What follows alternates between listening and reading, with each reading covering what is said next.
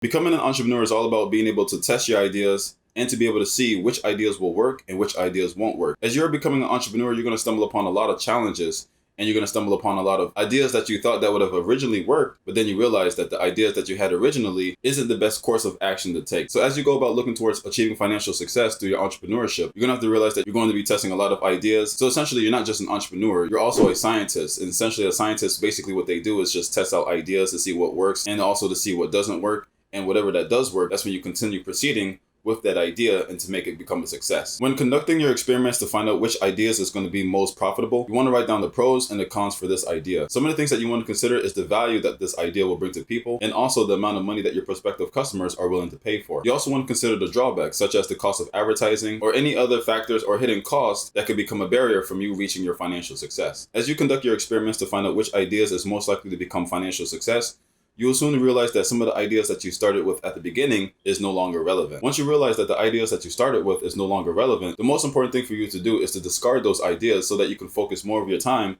on the other ideas that seems more promising. In many cases, the ideas that you started with may have just been inadequate, and what you can do in this situation is to modify or add layers upon what your idea was originally until it becomes a fine idea worthy of the risk. As you are going through the elimination and the integration phase, you will need to develop the faculty of detaching yourself from your ideas so that you can be able to free up your time and free up your energy to fixate on the ideas that seems more promising. The process of shedding and withholding is one of the most challenging aspects of becoming an entrepreneur, because you have to be able to detach yourself and to let go of some of the ideas that you have started with in order to pursue something else.